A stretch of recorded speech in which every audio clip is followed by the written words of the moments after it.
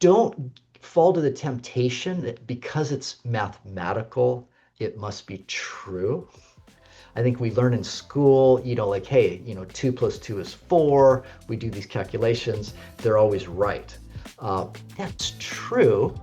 Statistics is, it's maybe it's different than math in that regard. That it's actually using information from the world, doing some mathematical stuff, but then there's always this interpretation about the world.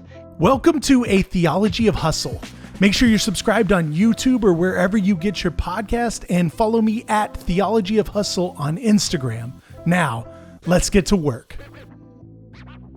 All right. Well, Dr. Jason Wilson, thanks so much for joining me on the podcast. It's great to meet you. Thank you very much. Likewise, Curry. All right, let's go ahead and just get started and maybe have you kind of give us the quick bio. Who are you? Kind of what you do, all that good stuff. Okay, great. So I was born in Big Sky country, Montana, Okay. foothill of the Rockies. And my parents were divorced when I was about 6, and mom got custody, and we moved to Nevada.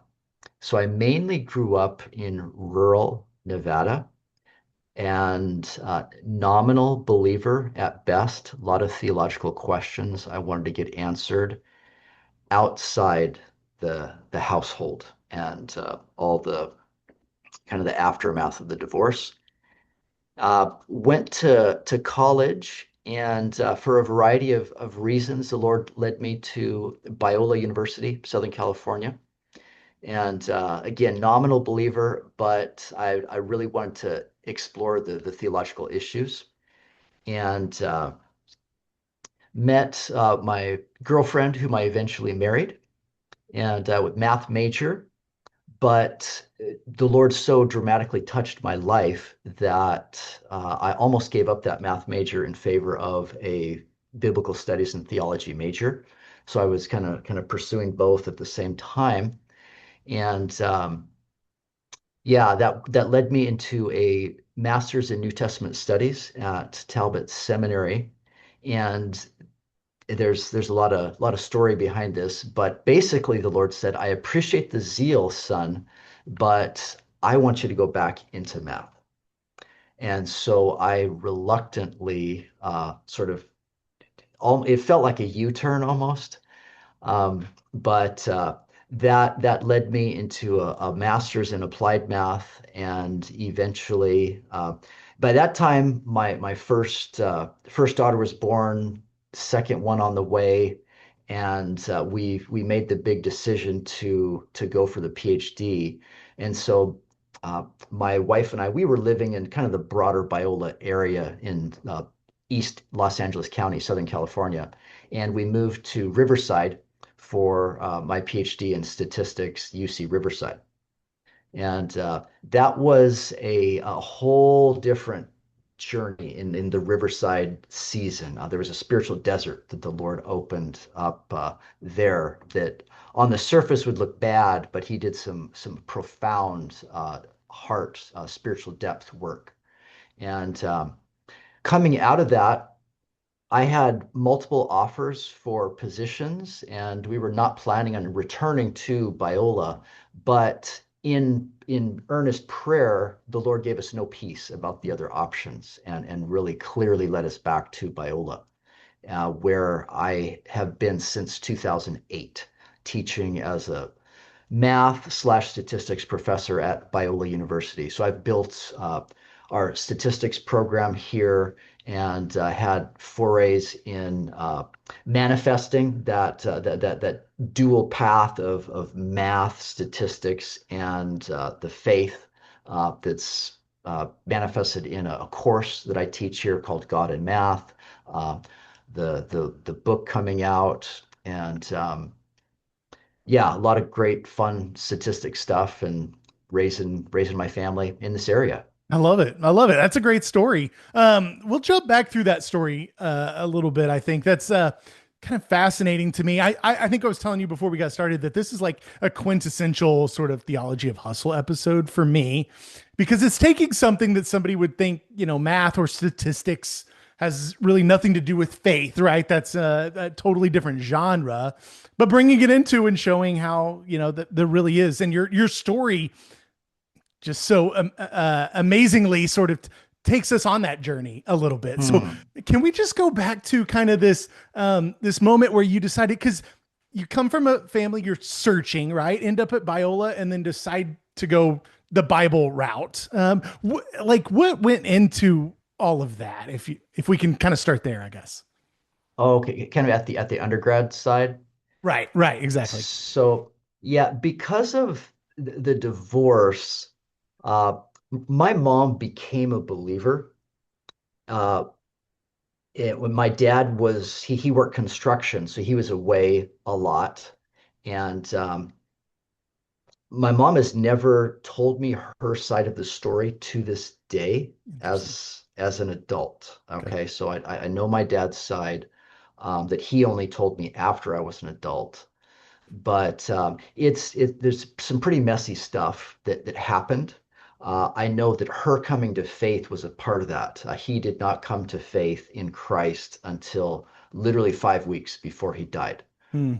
Wow. and that's a whole nother God story. Yeah. Um, but as a result, my mom bad talked my dad. My dad was respectful to her. My mom's a believer. My dad was not. Interesting. So that was not a good witness for, in my eyes, for Christ. So I'm growing up in this home. Stepdad told me I don't need to go to church because I did that when I was your age. And someday, when you've kind of done your dues, then you also won't have to Okay. go. And so, Yeah.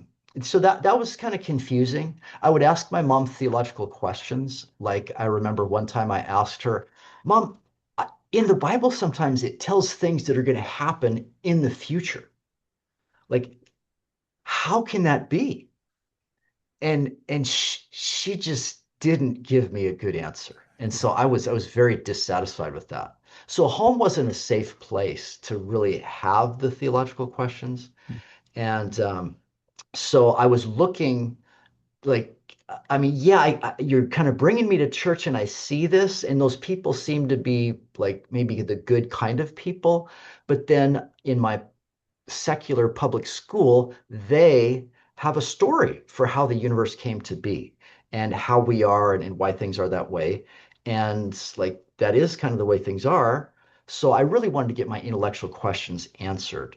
And when I came to Biola, I had the privilege of studying and finding out that in world history, it's been the believers, it's been the Christians who've been the ones who are pursuing what is the truth about the matter, what's the reality.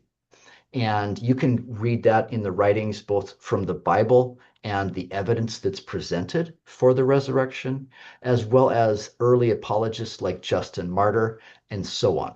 So I got my intellectual questions answered Mm. there in those early days at Biola, but I got so much more. I encountered people that had a real, authentic relationship with Christ, and they were willing to share that with me. There was an openness and and just a reality that I had not encountered on a regular basis with people before.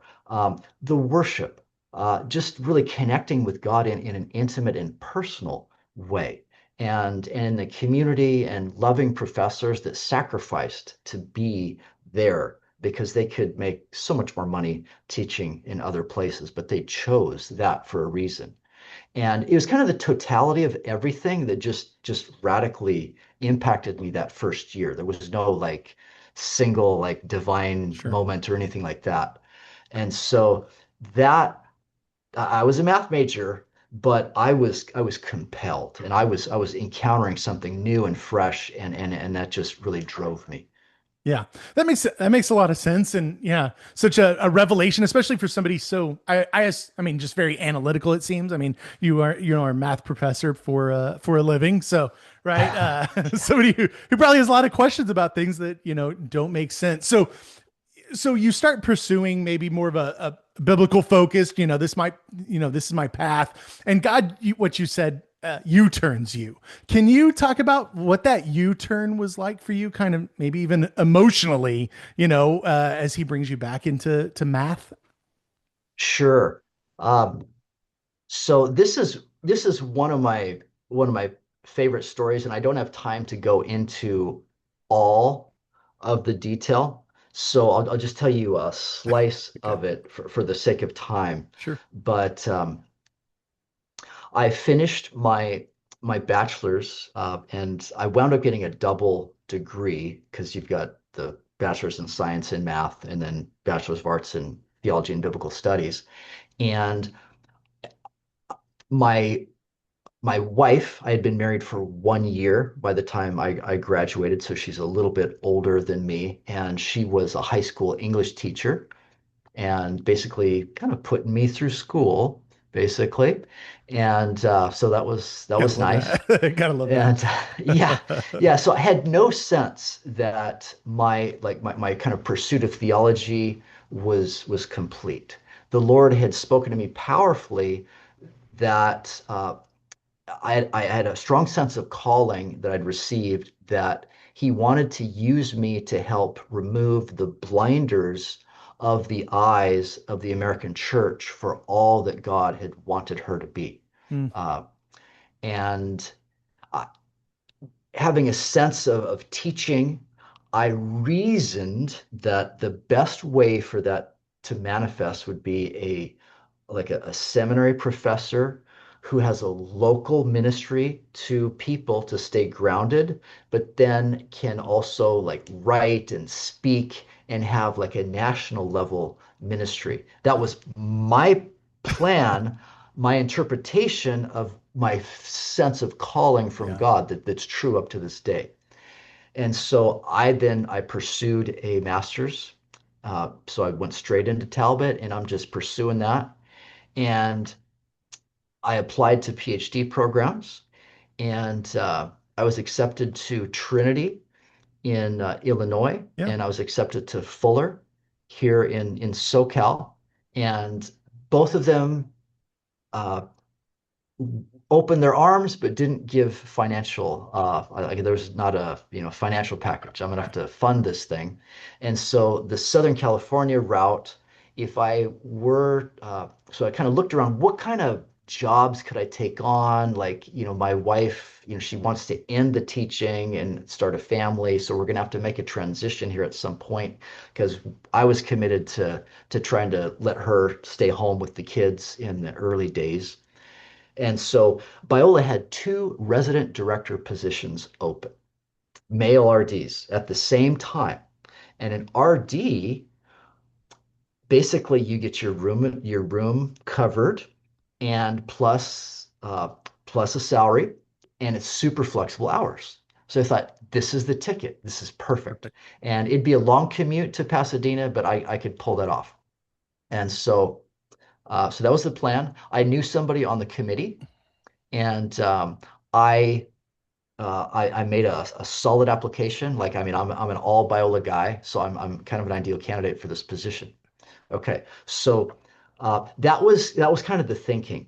Now, roll back earlier in the year, um, there was a particular prayer meeting at my house one time where uh, we were just praying, and one of the guys said, "Jason," he said, "the Lord has given me a vision, and I see on this coffee table that's right in front of us here, there's a stack of papers on that table, and I see a whirlwind, kind of like on Looney Tunes. You just see this whirlwind coming through, and it catches that stack of paper up inside the whirlwind, and one particular paper shoots out the top, and a hand reaches out and grabs it."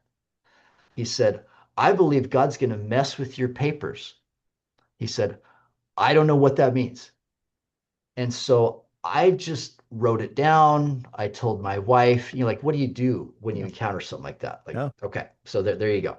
And so we're going, and the Lord had spoken to me a few other things, uh, in, uh, And so that's in the background.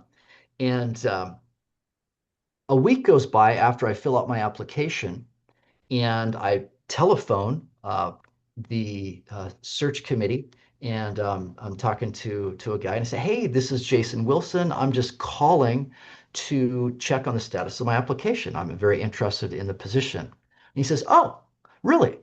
He said, I'm surprised to hear that." Because the application specifically said that you need to staple your resume to the top of it, and yours didn't come with that stapled there. So we didn't think you were serious, and we set your application aside.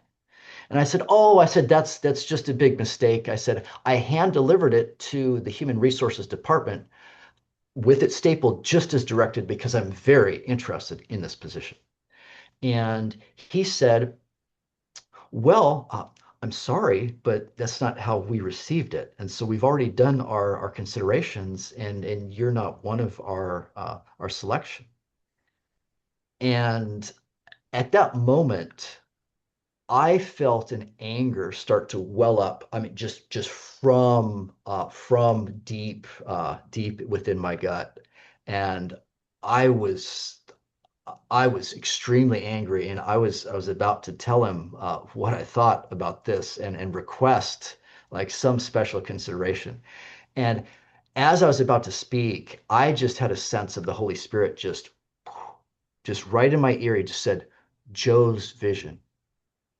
And it pulled my mind back to that whirlwind and the paper shooting out. And I just knew that that was the hand of God that pulled my resume. And at that moment, that anger, just like it came up, Mm. it just went right back down. And I said, "Okay, thank you very much." And I hung up the phone, and I knew that my life had just changed. Wow. And when my wife got home that evening, I started telling her the story. And when I got to the point where he said, "We're sorry we didn't consider your application," she described to me that she started to feel anger in the same way that I did. She was about to get really upset. And I said, "Wait. I said, "Do you remember the vision that Joe gave with the whirlwind?" And she was like, "Yes." Well, that was this paper. And same thing. She knew it was God. And so that was the pivot point. And there were other things that happened because I just continued to pursue the theology path. I did not deter yet. But he had to do some other things to knock this stubborn guy to get the message that I appreciate your zeal, but I want you to go back into math. That's a great story. I might have to, we might have to get on a call someday just so I can hear the whole thing. Cause I think, that sounds like there's lots of, really interesting twists and turns there. I experienced, and I imagine that most people experience some emotions going on during that story. Just like, that's just like so, that's how God operates. Like so often, like these plans that we have, right? It's just like I know the path. Even if like this is God's call, of course he's just gonna do A, B, and C, and then God just like does his own thing. You know, it's yeah, it's amazing how that works. We need to walk by faith, not by sight. Yeah.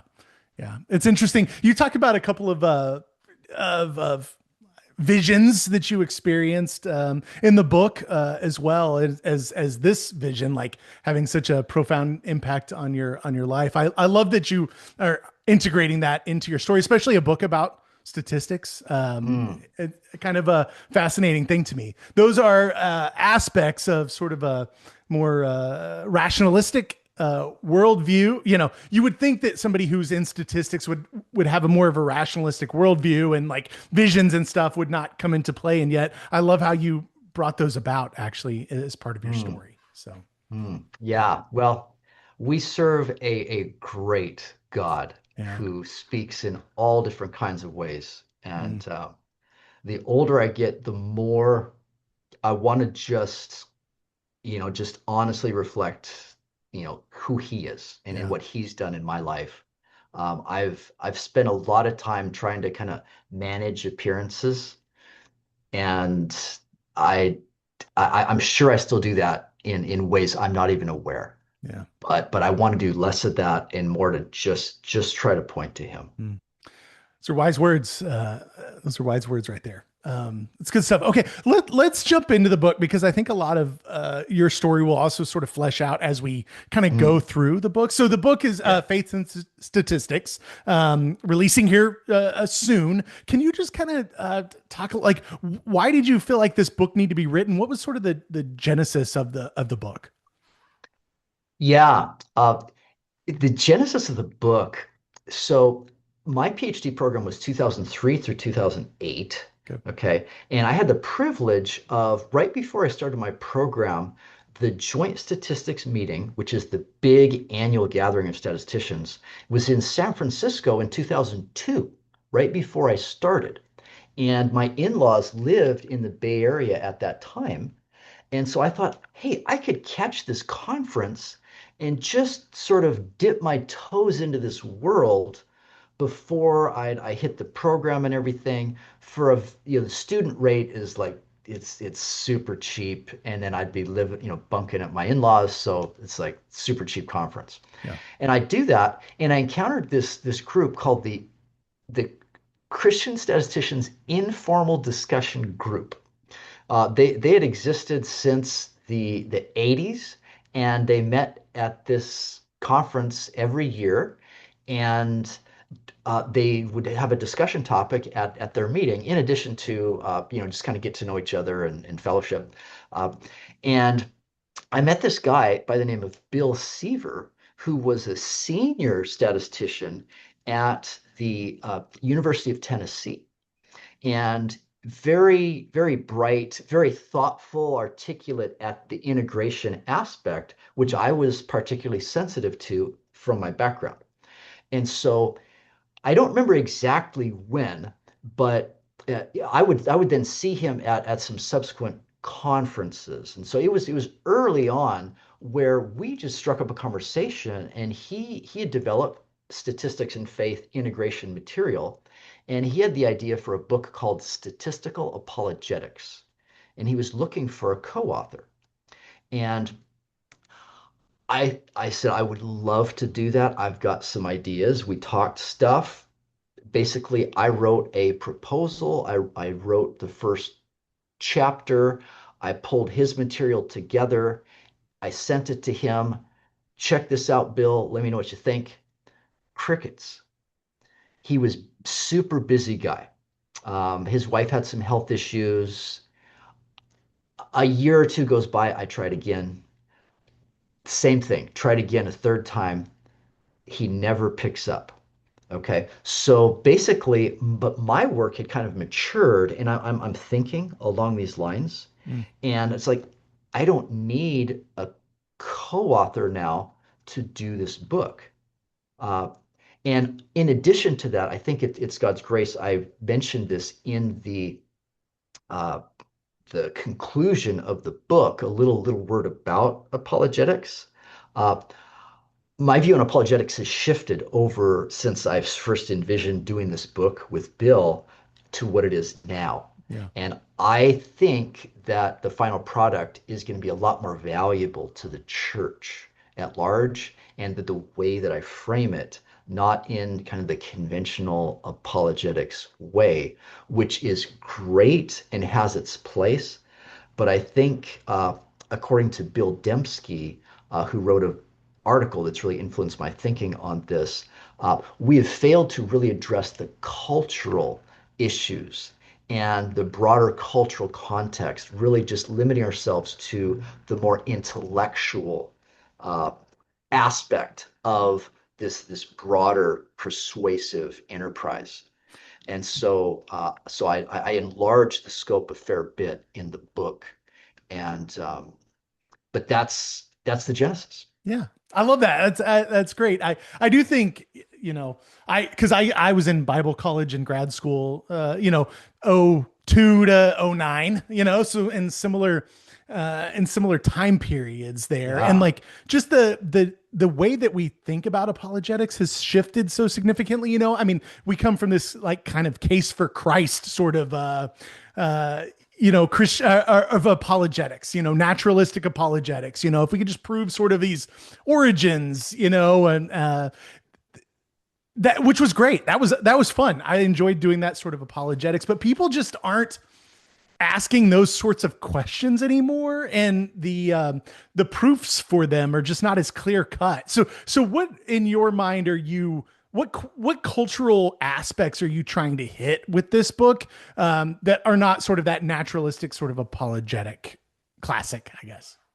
Gotcha. Yeah. So uh, I'm reminded of the verse. It's in later Matthew, and maybe Matthew.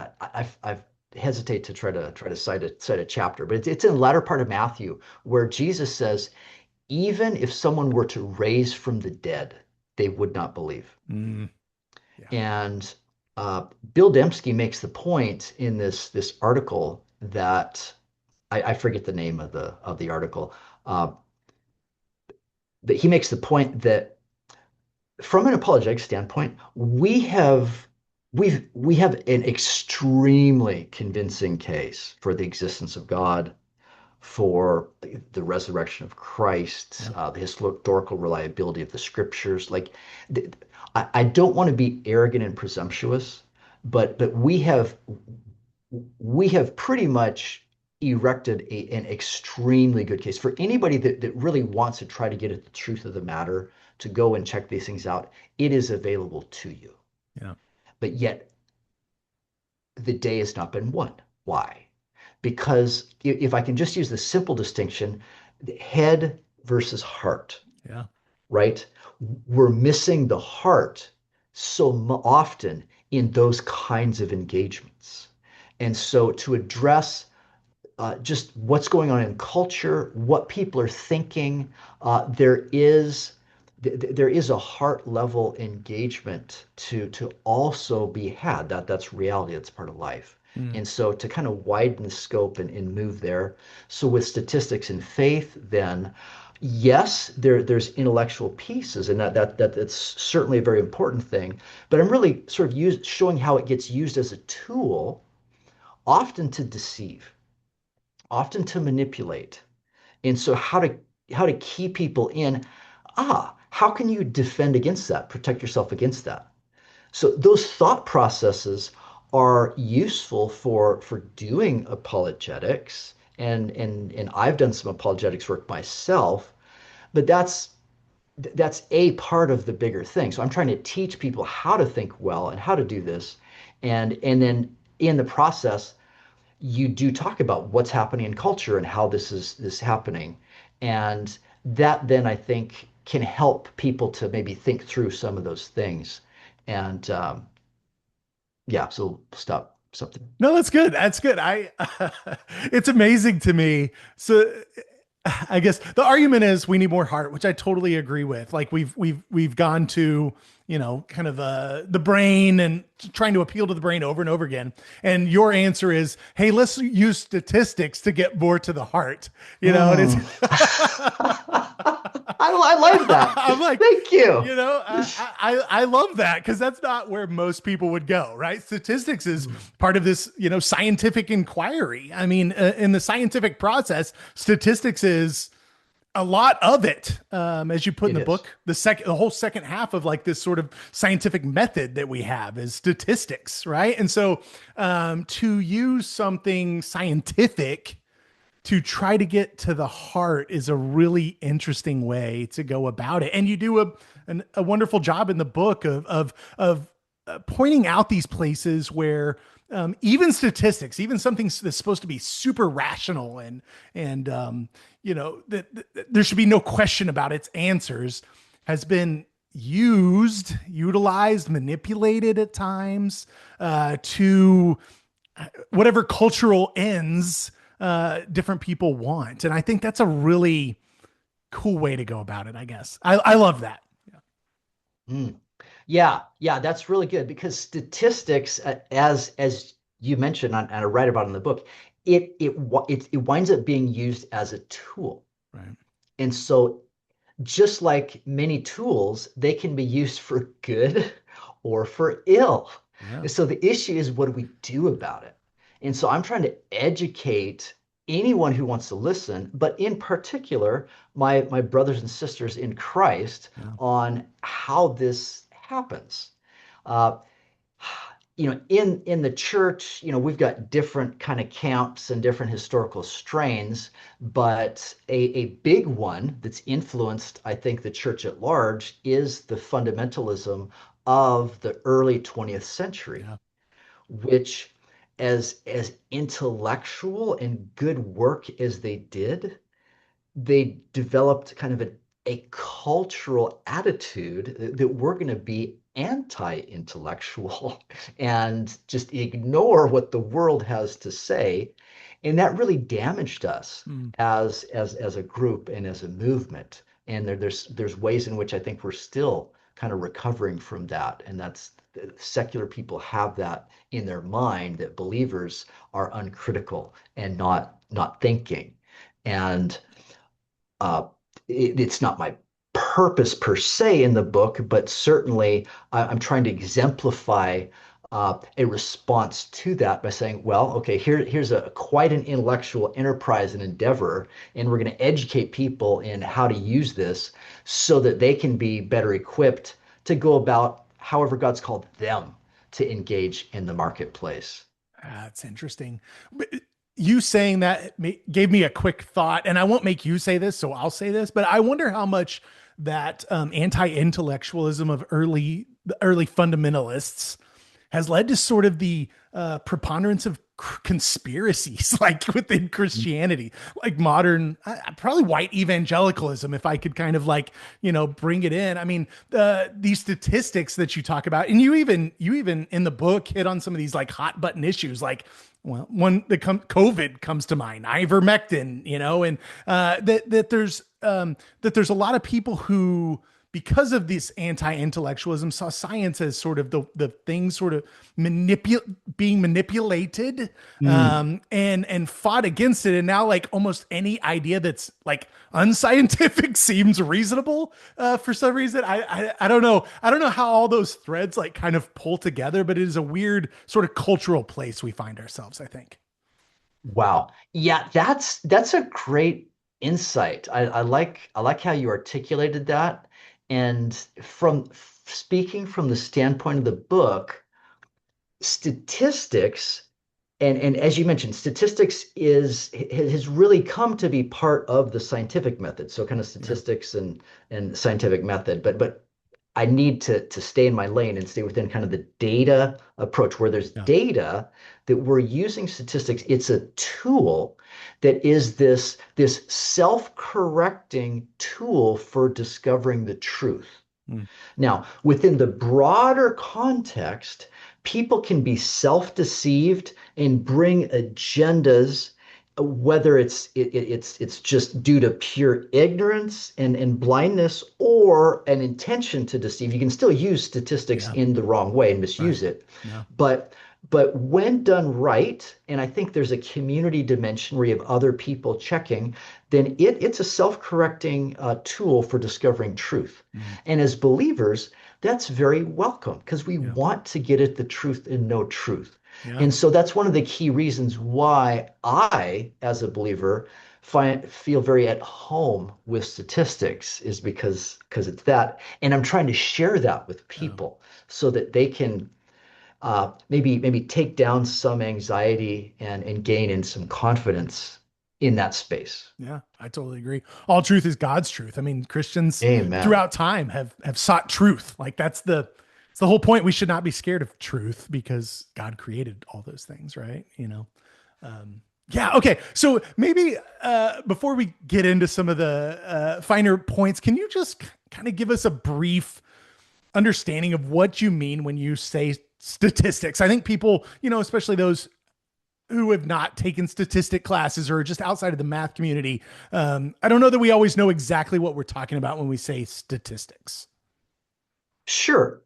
So uh, this isn't my like firm definition, but just a kind of a one sentence quickie that maybe is kind of an intro to help people.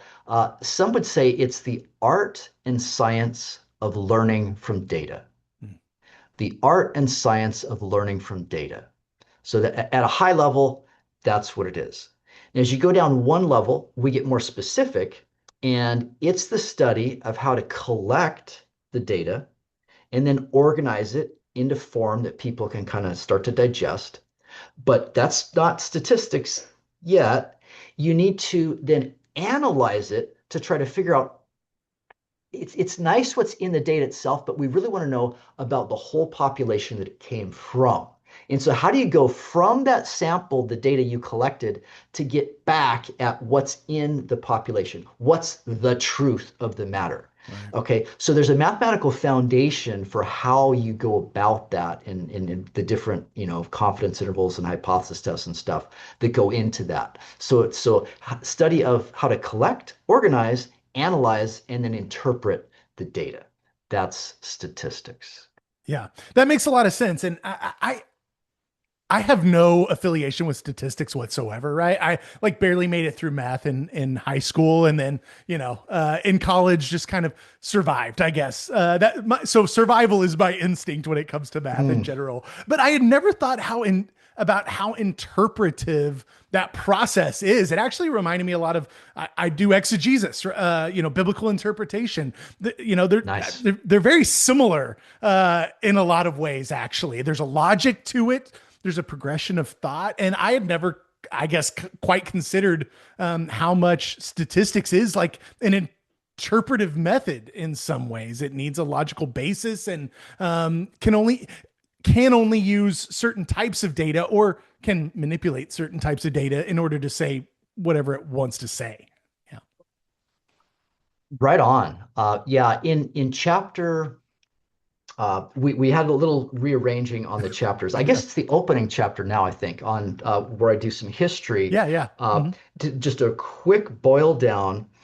If you go with Aristotle, he presents what we call the rationalistic approach to science, Mm. which is all up here. And you basically, if I drop, let's say, large, like large, heavy object, small object, then we know this one will drop faster because we can know that. Yeah. Okay. It's purely rationalistic. Whereas at the time of the scientific revolution, Galileo comes along and says, no, no, no, we need to actually do the tests and like physically experiment.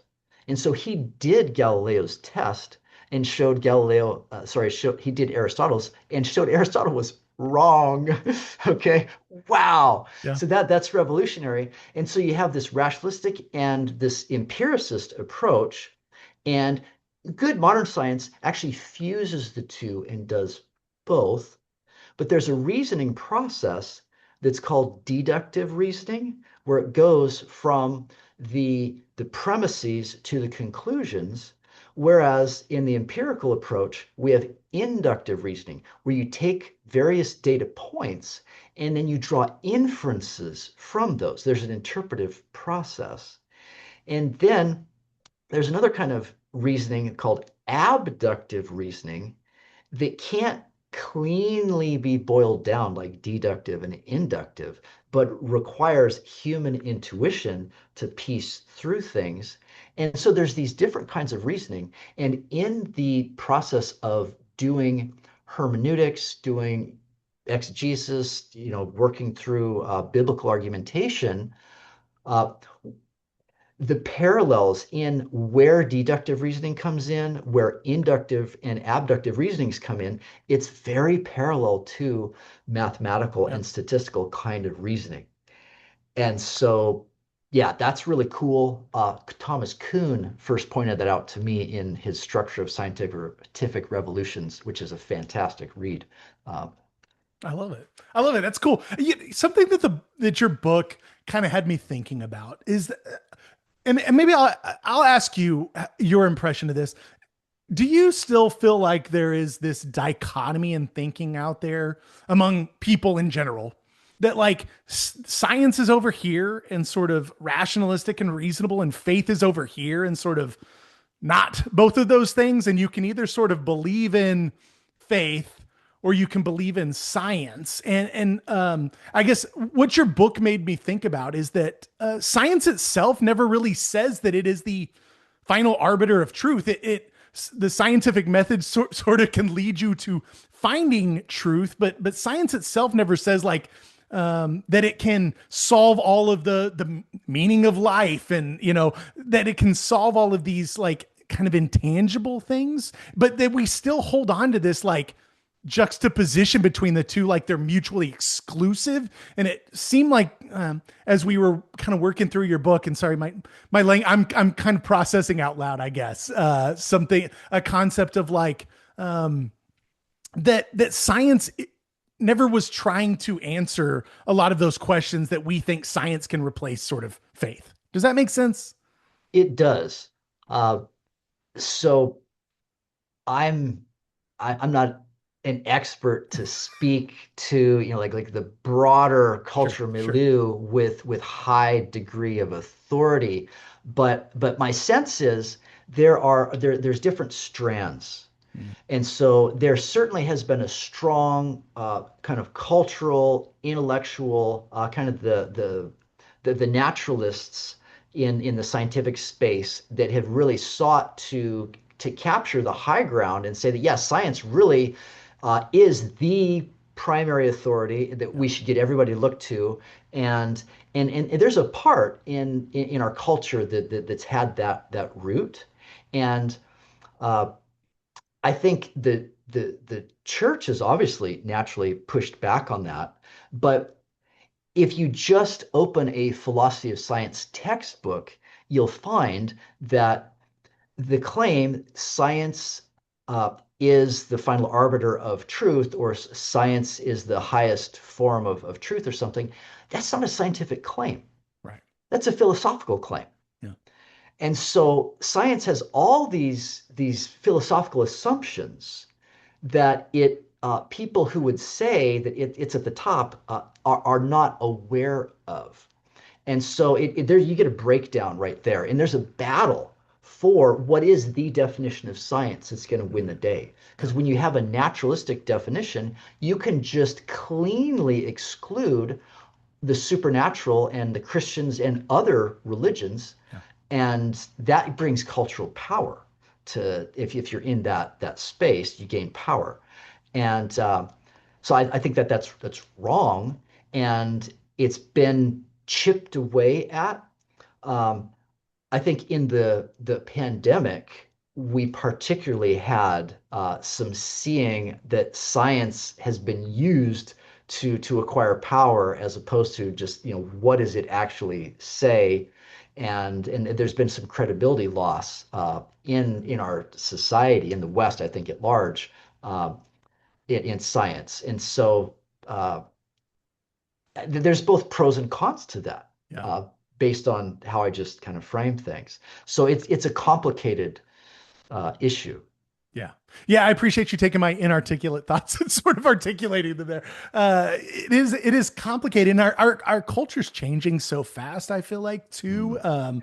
that we don't really see these things sort of changing quickly. And I'm not sure if that's our access to information in general or whatever, but it just seems like everything's changing very quickly as it comes to science and faith. I think your book does a great job of sort of articulating kind of like how to see behind what people are saying. It's so Mm. easy to throw out statistics and this and that and graphs and all of these things, and you're like, well, can we take a second and kind of think about what this graph is actually saying, and like look behind kind of what these statistics are telling us, and what kind of truth claims that they are actually making. Yeah.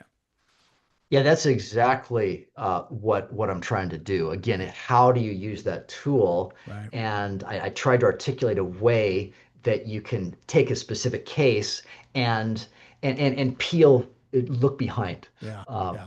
and that, yeah, it's taken a long time for me to get to a place where I could start to articulate that and try to frame it for others. Yeah. I think And it's a much so I'm needed glad you thing. see that. Yeah. So needed. Because people can just like, they state statistics like brute facts as if like, stating a single statistic like Mm. just proves everything. And that's not, there's an interpretation that has gone into that. There is a, what do your studies look like? Like you look at the background of these scientific things. And I think people who are lay people to the scientific community are not always equipped for kind of thinking through the backgrounds of that and like how these studies were set up. Is this a legit study or is it not? Is it, are they using the type of data that even like would lead to this conclusion? Or is there other data that could be better leading to this conclusion? Yeah. We're just not equipped for it in general as a populace, but then we're inundated constantly by this data that is making these truth claims, I guess. Yeah.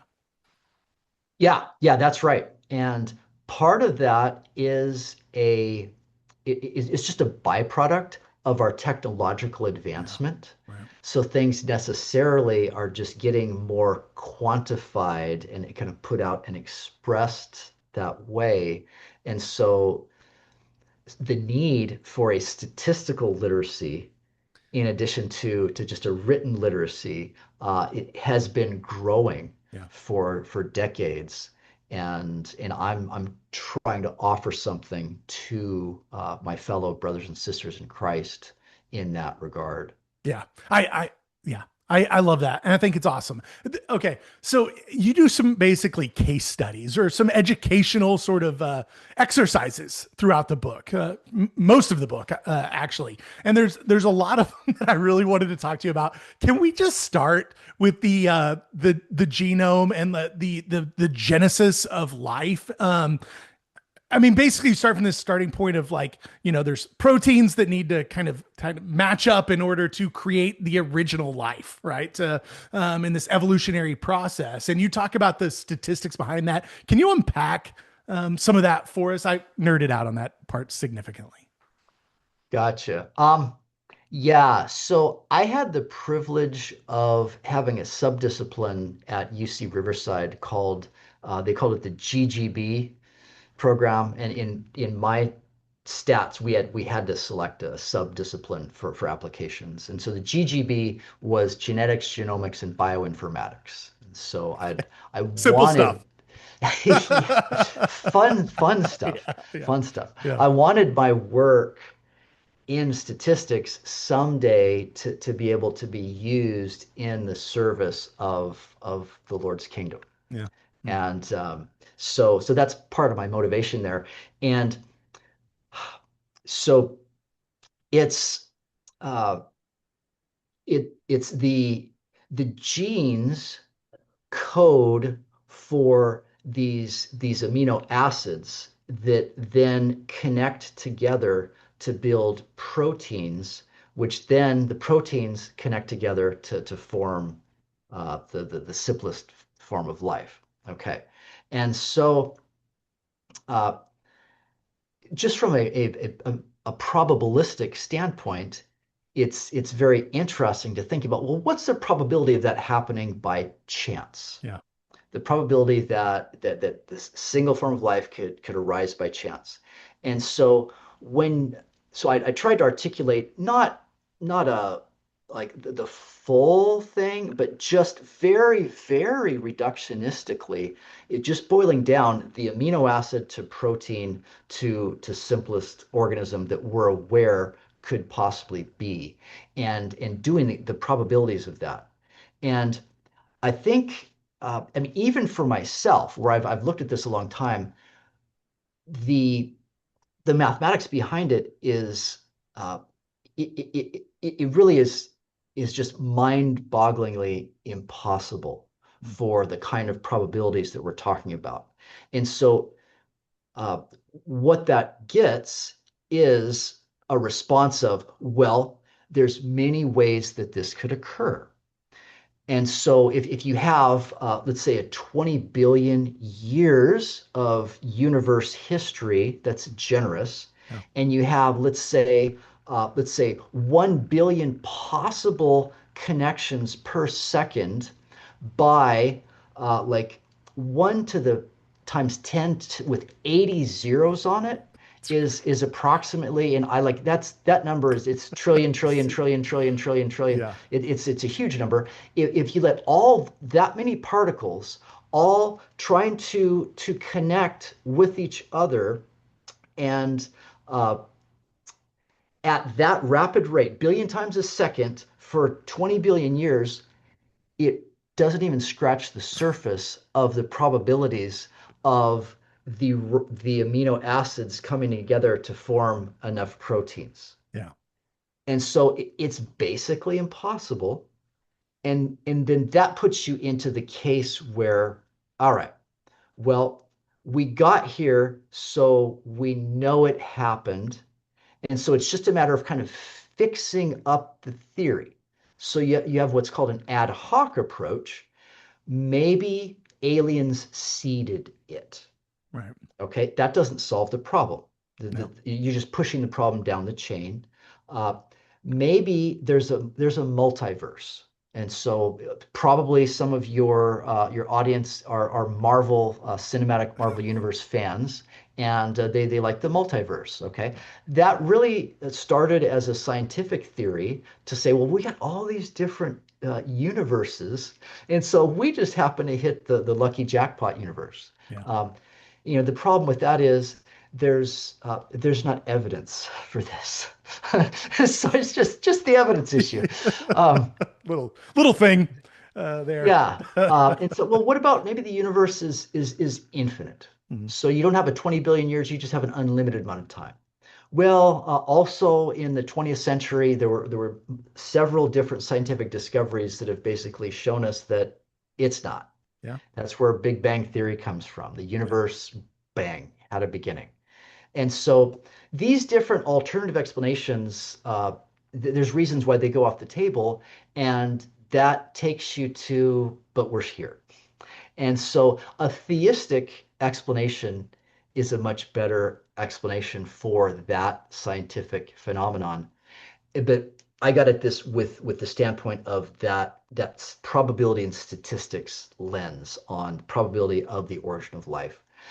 Does that get at what you were looking for? It totally does. I loved Okay. there was a moment in the book where you like write out the number and it's like 2 pages long of like 0.00000, but it like literally taking up multiple pages of like probability of this happening. And like you're like the numbers are so hard to kind of wrap your mind around, almost impossible to wrap Yeah. your mind around, but just like how small of a chance that there is that just like life just kind of like popped out of nowhere, all of a sudden just like single celled organisms even popped into existence, much less complicated rationalistic beings like ourselves, and so the contortions that you have to twist yourself into to say that that there is no sort of like theistic creator is just insane. Like a multiverse is more reasonable than a creator. Is kind of mind boggling, I guess. So Yeah, there's one author in the space who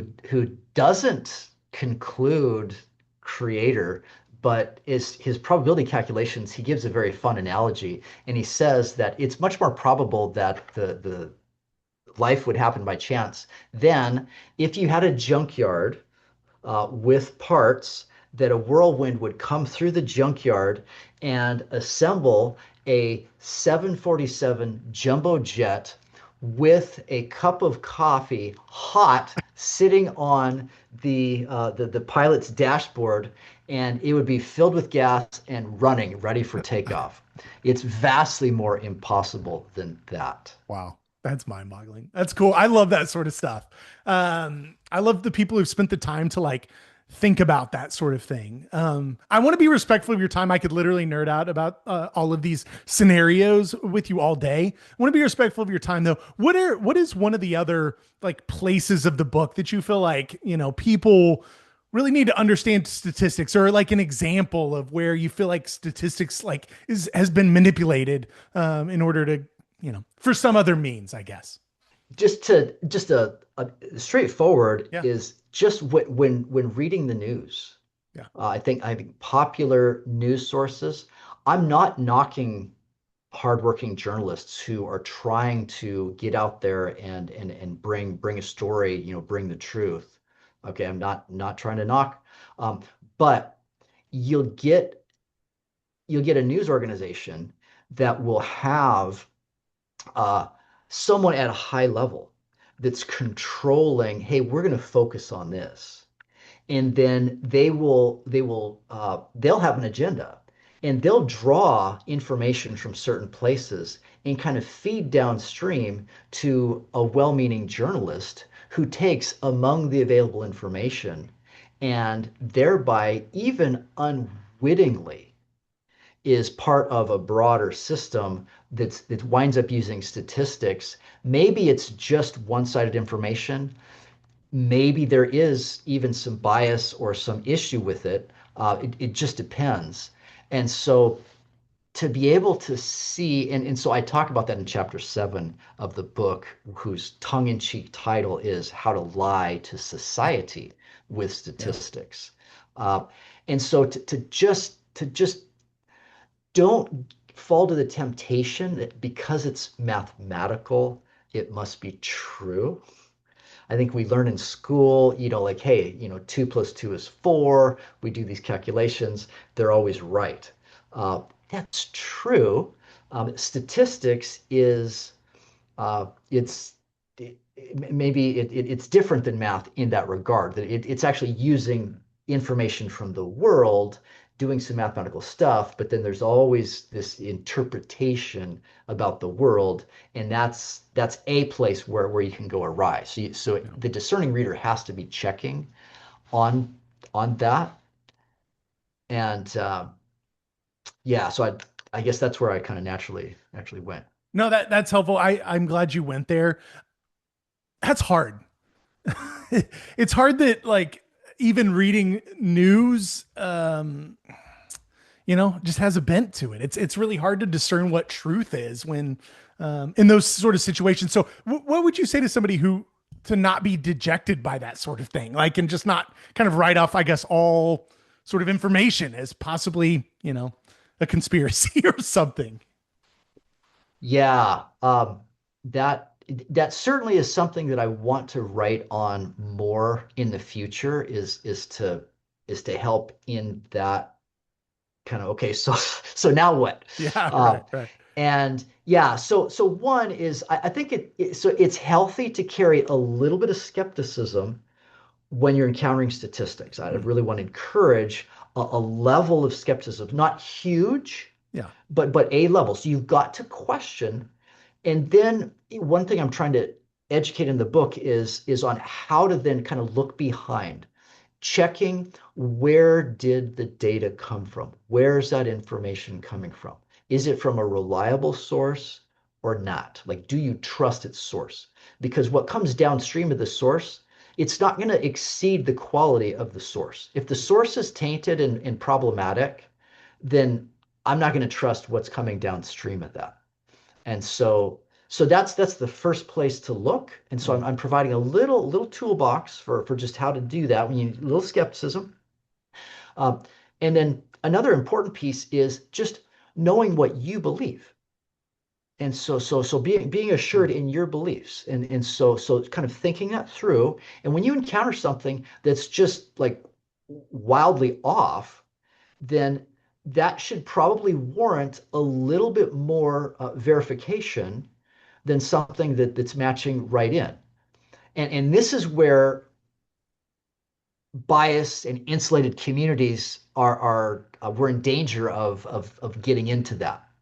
And so that's what I'm trying to point using statistics to get outside of an echo chamber is with the skepticism and with the checking. Mm. So you admit the thing into your system, but it's like if you're let's say you're in a very high security area, you go into like the first like an air chamber, and then you get checked out, And then if you're clear, then you get to go into the actual building itself. Yeah. And so to kind of develop that little statistical air chamber where there's yes, we want you in, we want to consider the input and advice, outside feedback and information, but there's a vetting process that we go through. Once we vet, then you get to come in and we update our belief system, we learn, we grow. Yeah, that's great. I love that. Our society would be much better off if when we can do that someday. How about we'll have some hope about that. So that's good stuff. Well, you okay jumping in the final two questions as we kind of wrap up here? Sure. Yeah, I'd Okay. love to. Okay. So my first question is, what is the strangest job that you have ever had? So I'm going to take strange in the sense of unusual. Great. Great. And I was blessed as a college student that my stepdad, his company didn't give scholarships, but they were willing to hire the workers. We lived in rural Nevada because he worked at a gold mine. Ah, So I got to work a full-time employee at the gold mine in the desert. I was placed in the warehouse. This is a 24/7 operation. And so I was in the midst of rough and tumble man world. I mean, cussing, smoking, drinking, gruff guys. They'd come up and say, give me my coffee. And like I'm to go and grab them the bag of coffee that they can make in their space, because I'm not getting any work done until coffee. And I'd have to work sometimes the night shift, and I'm sweeping and had to check in vendors and place the stuff, all 1 hour outside of town that you had to get out on a bus and ride out with like a whole bunch of the employees that were starting off at that 6 a.m. shift. Uh, so it was kind of a wild and very informative time. that's a cultural experience right there. No Yes, it doubt. was. Yeah. Okay. So my final question then is, what is one piece of advice you would give to somebody looking to bring God's kingdom more into their work? My life verse is First John chapter 2, verse 27. And it would be, this is, I quote this to my students. It's part of my integration in all my classes. And it says, you have an anointing from the Holy One, brethren, such that you have no need of a teacher. For the anointing teaches you all things. Hmm. And as it is true and is not a lie, so you abide in him. And that lesson would be to to, to go here.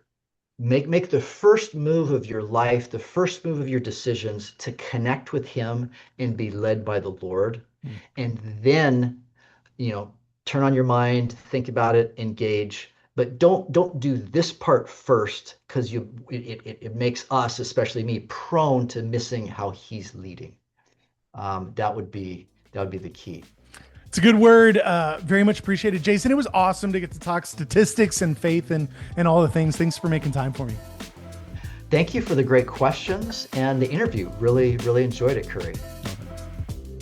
Thanks so much for hanging out and listening to A Theology of Hustle. Make sure that you like and subscribe, all the things, and follow me at Theology of Hustle on Instagram. My hope is that this podcast just encourages you in your work, whatever that may be. So until next time, get out there and hustle.